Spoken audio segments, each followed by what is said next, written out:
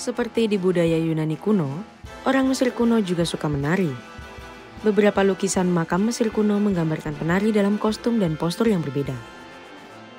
Menari bukan hanya sebagai bentuk hiburan, tetapi juga memiliki nilai penting dalam budaya Mesir kuno. Penari profesional di Mesir kuno biasanya adalah wanita yang tampil dengan mengenakan rok atau tunik longgar. Tidak jarang para kurcaci menghibur tarian Fir'aun juga. Fir'aun Pepi kedua sangat senang ketika dia membawa kurcaci dari sebuah ekspedisi. Kurcaci Fir'aun kemungkinan besar berasal dari negeri Pram. Dewa kurcaci. Bangsa Mesir kuno memiliki dewa kurcaci Bis yang merupakan dewa humor, lagu, dan tarian. Bis menggunakan musik atau pisau untuk mencegah kejahatan. Ia akan menorehkan simbol saat mengawasi penghuni rumah.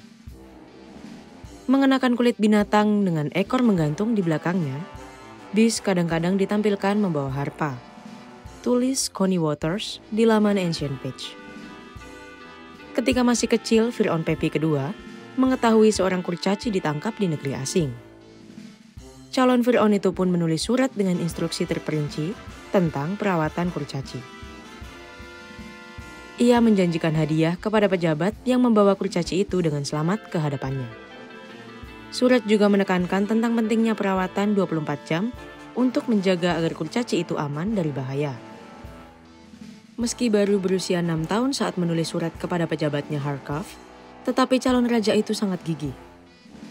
Kesuksesan Harkov dalam mendapatkan kurcaci itu membuatnya mendapatkan surat ucapan terima kasih pribadi dari Pepi kedua. Saking terkesannya, isi surat itu diukir oleh Harkov di dinding makam.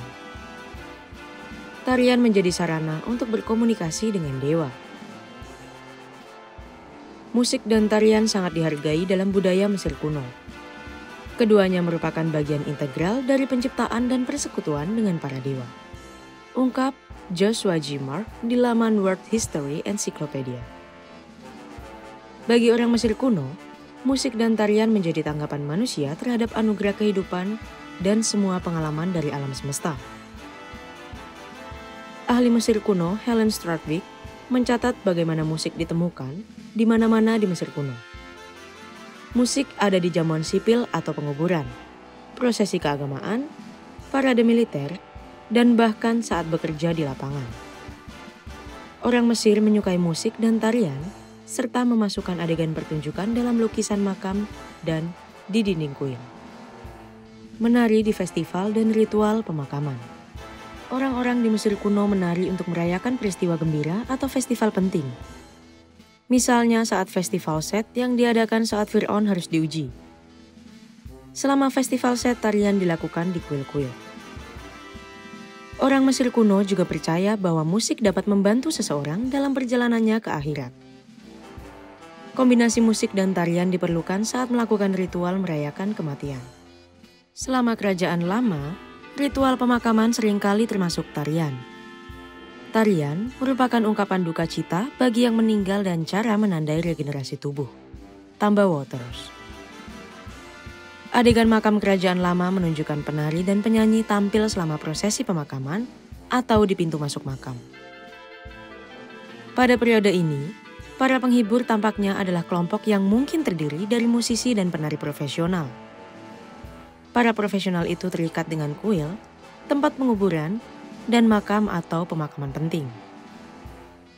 Awalnya, para penarinya adalah perempuan, tetapi adegan makam kemudian menunjukkan jika para pria juga mempersembahkan tarian.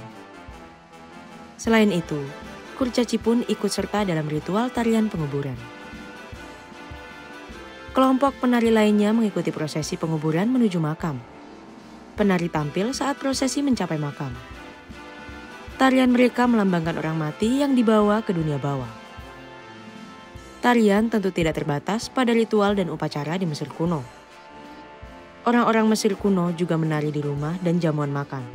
Ungkap Waters lagi. Sulit untuk mengatakan apakah beberapa penari kuno tampil mirip dengan penari Mesir modern atau oriental. Bagaimanapun bentuknya, tarian selalu populer di Mesir dari zaman kuno hingga kini.